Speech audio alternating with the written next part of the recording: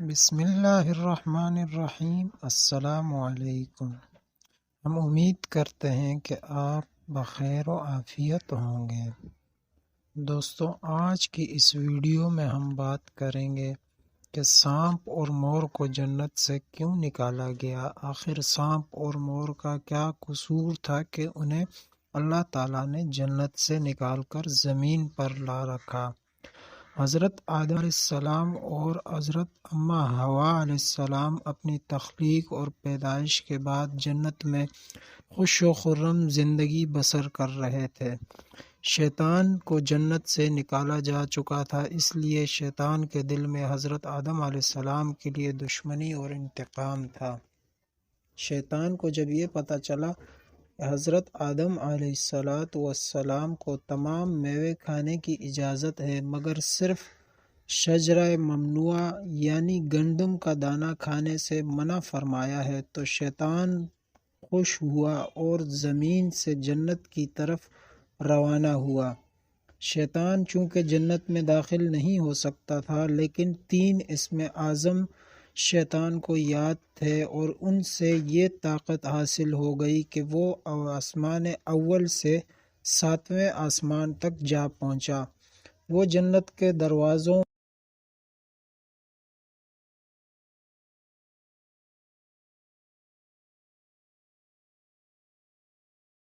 تک وہاں بیٹھ کر انتظار کرتا رہا کہ جنت سے کوئی باہر آئے تو وہ اس سے اپنی مطلب کی بات کرے۔ سانپ اور مور بھی جنت میں رہتے تھے۔ اچانک مور جنت سے باہر آیا تو شیطان اسے دیکھ کر بہت خوش ہوا اور پوچھا کہ اے خوشنما پرند، تم کون ہو؟ مور نے جواب دیا کہ میں مور ہوں، تم کون ہو؟ شیطان نے کہا میں عالم گریباں کا ایک فرشتہ ہوں اور ایک لمحہ بھی اللہ کی یاد سے غافل نہیں ہوں۔ میں چاہتا ہوں کہ میں جنت میں جاؤں اور وہاں کی نعمتوں کو اپنی آنکھوں سے مشاہدہ کروں۔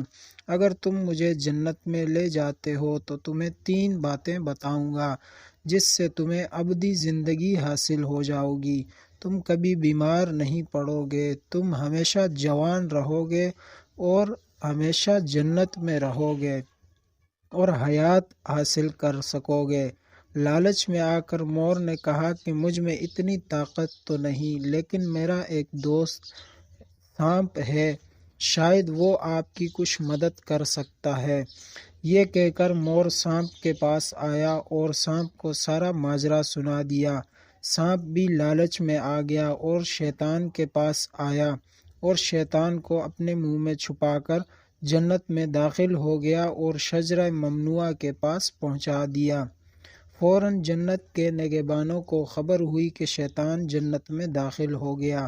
جب جنت کے نگہبان شیطان کو جنت سے نکالنے لگے تو حکم ربی ہوا کہ اسے ابھی جنت میں ہی رہنے دو۔ جب عارضی قیام کی اجازت ملی تو شیطان حضرت آدم علیہ السلام اور حضرت اماں حوا علیہ السلام کے پاس گیا اور ان سے عقیدت اور محبت کا اظہار کرنے لگا۔ شیطان کو وہ پہچان نہ سکے کیونکہ اس کی شکل پہلے سے تبدیل ہو چکی تھی۔ شیطان نے کہا میں تمہارا خیر خواہ ہوں، اگر تم میری بات مان لیتے ہو تو تمہیں ابدی حیات مل سکتی ہے اور ہمیشہ ہمیشہ کے لیے تم جنت میں رہو گے۔ تو حضرت آدم علیہ السلام نے کہا کہ یہ کیسے ممکن ہے؟ تو شیطان نے کہا وہ گندم کا دانہ اگر آپ کو ابدی حیات حاصل کرنی ہے تو وہ گندم کا دانہ آپ دونوں کو چکھنا ہوگا۔